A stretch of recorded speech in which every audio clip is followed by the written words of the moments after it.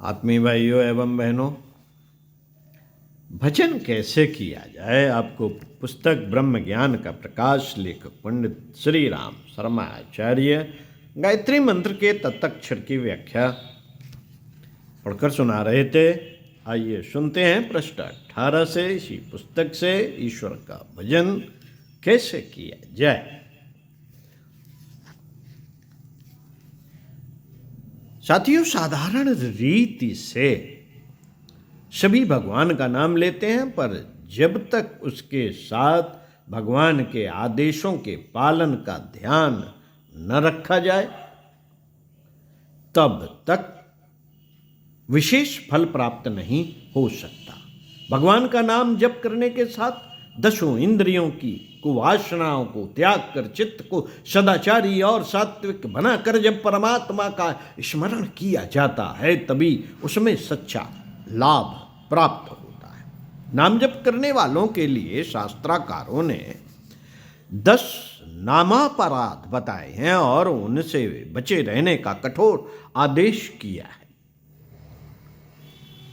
जैसे औषध सेवन के साथ साथ परहेज से रहना भी आवश्यक है, उसी प्रकार नाम जप करने वालों को 10 नामापराधों से बचना भी आवश्यक है। 10 नामापराध। परहेज बिगाड़ने से, कुपथ्य करने से अच्छी औषध का सेवन भी निष्फल हो जाता है। उसी प्रकार नामापराध करने से नाम जप भी निष्फल चला जाता है। 10 ऋतियों से, 10 नामापराधों से बचकर राम नाम जपने से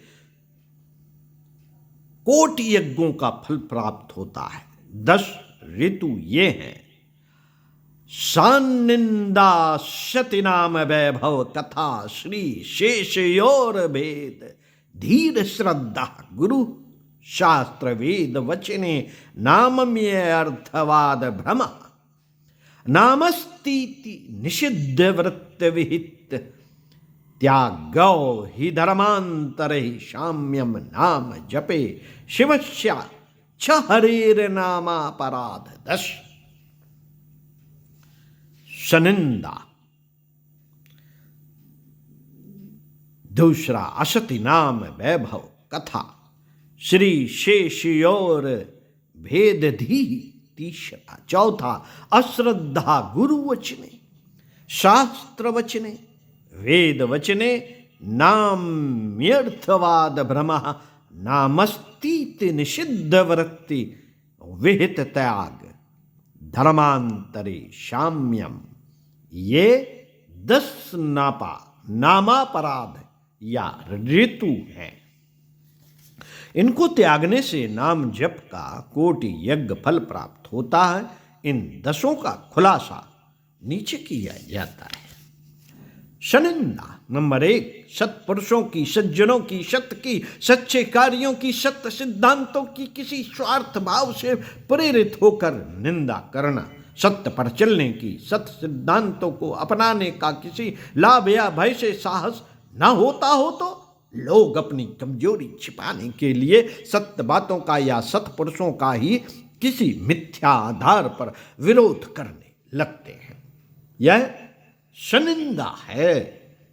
शत्रुओं में भी सत्यता, तो उस सत्यता की तो प्रशंसा करनी ही चाहिए। नंबर 2, असति नाम वैभव कथा। असत्य के आधार पर बड़े हुए व्यक्तियों या सिद्धांतों के नाम पर वैभव की प्रशंसा करना। कितने ही झूठे पाखंडी अत्याचारी व्यक्ति अपनी धूर्तता के आधार पर बड़े कहलाने लगते हैं। उनकी चमक दमक से आकर्षित होकर उनकी प्रशंसा करना या उनके वैभव का लुभावना वर्णन करना त्याज्य है। असत्य की सदा निंदा ही की जानी चाहिए। झूठे आधार पर मिली हुई सफलताओं को इस प्रकार समझना या समझाना कि उसका अनुकरण करने का लोभ पैदा हो, नामापराध है।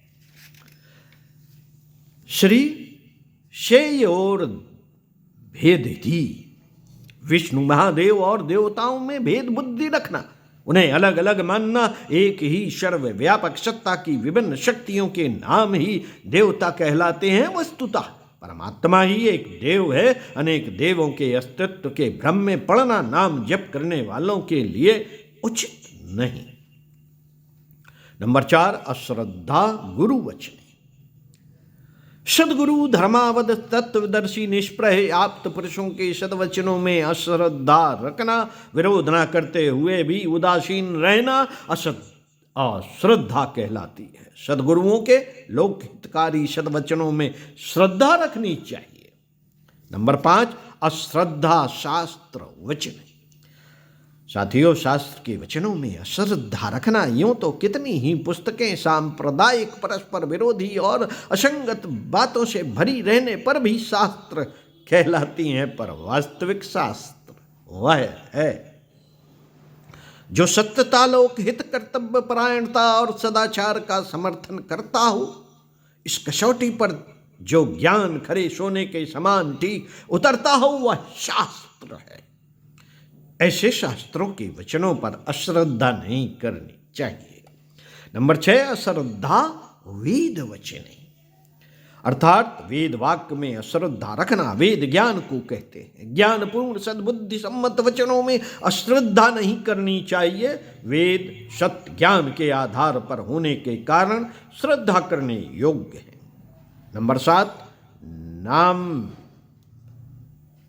नाम्यर्थवाद भ्रम, नाम के अर्थवाद में भ्रम करना। ईश्वर के अनेक नामों के अर्थ में जो भिन्नता है उसके कारण भ्रम में नहीं पड़ना चाहिए। गोपाल, मुरलीधर, यशोदानंदन, राम, रघुनाथ, दीन बंधु, अल्लाह, गौड़ आदि नामों के शब्दार्थ पृथक पृथक हैं। इन अर्थों में तत्व के अलग अलग होने का भ्रम होता है, यह ठीक नहीं। सब नाम उसे परमात्मा के हैं, इसलिए परमात्मा के संबंध में किसी पृथकता के भ्रम में नहीं पड़ना चाहिए। नंबर 8, नामस्तीत निषिद्ध वृत्ति। नाम तो है ही, फिर अन्य बातों की क्या जरूरत। ऐसी निषिद्ध वृत्ति, ईश्वर का नाम उच्चारण करने मात्र से सब पाप कट जाएंगे, इसलिए पाप करने में कुछ हर्ज नहीं।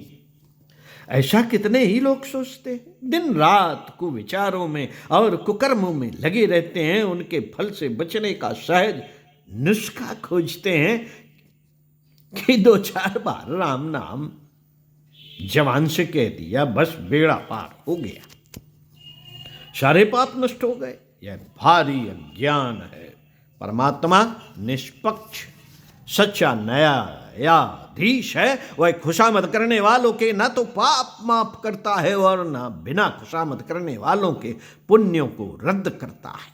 कर्मों का यथा योग्य फल देना उसका सुदृढ़ नियम है। इसलिए आत्मबल वृद्धि के लिए नाम स्मरण करते हुए भी यह आशा रखनी चाहिए कि परमात्मा हमारे भले बुरे कर्मों का यथा योग्य फल अवश्य देगा। जो पाप नाश की आशा लगाए बैठे रहते हैं, जो पाप नाश की आशा लगाए बैठे रहते हैं और कुमार्ग को छोड़कर सन्मार्ग पर चलने का प्रयत्न नहीं करते, वे नामापराध करते हैं। नंबर 9, विहित त्याग। विहित कर्मों का त्याग, उत्तरदायित्वों को छोड़ना, कर्तव्य धर्म से मुंह मोड़ना नामापराध है। कितने ही मनुष्य संसार मिथ्या है, दुनिया झूठी है आदि महावाक्यों का सच्चा रहस्यमय अर्थ ना समझकर अपने कर्तव्य धर्म और उत्तरदायित्व को छोड़कर घर से भाग जाते हैं। इधर उधर आवारा गर्दी में, दुर्व्यसनों में, कुसंग में मारे मारे फिरते हैं। यह अनुचित है। ईश्वर प्रदत्त उत्तरदायित्वों और कर्तव्य धर्म को पूरी सावधानी और ईमानदारी से पूरा करते हुए भगवान नाम का स्मरण करना चाहिए। नंबर 10, धर्मांतर साम्यम, धर्म से इतर, धर्म विरुद्ध बातों को भी धर्म की क्षमता में रखना। अनेक सामाजिक कुरीतियां ऐसी हैं जो धर्म विरुद्ध होते हुए भी धर्म के स्थान पाती हैं, जैसे पशुबलि और स्त्री और शूद्रों के साथ होने वाली असमानता तथा अन्याय के व्यवहार धर्म के नाम पर प्रचलित है, पर वास्तव में अधर्म है। ऐसे अधर्मों का धर्म से जोड़ना धर्म कहलाते हैं, धर्म कहलाते अकर्तव्यों को रूढ़वाद के कारण धर्म साम्य नहीं बनाना चाहिए, नहीं बनाना चाहिए। इन 10 ऋतुओं से शुद्ध होकर इन्हें त्याग कर 10 इंद्रियों को संयम में रखकर सत्य और धर्म से जीवन को ओतप्रोत बनाते हुए जो लोग नाम जप करते हैं, भगवान का मंत्रोच्चार करते हैं, इन्हीं की आत्मा पवित्र होती है और वे ही कोटि यज्ञ फल के भागी होते हैं। वैसे तो तोते भी राम राम रटते रहते हैं, पर इससे कोई प्रयोजन सिद्ध नहीं होता। पाठकों को 10 ऋतु होकर ही नाम जप करना चाहिए और याद रखना चाहिए। राम नाम सब कोई कहे और 10 ऋतु कहे न को, 10 ऋतु कहे न कोई, एक बार 10 ऋतु कहे कोटि यज्ञ फल होय। बोलो सियावर रामचंद्र की जय। साथियों, अगले वीडियो में आपको इस पुस्तक का अंतिम पृष्ठ पढ़कर सुनाएंगे। अपनी प्रवृत्ति को अंतर्मुखी बनाइए। ओम शांति।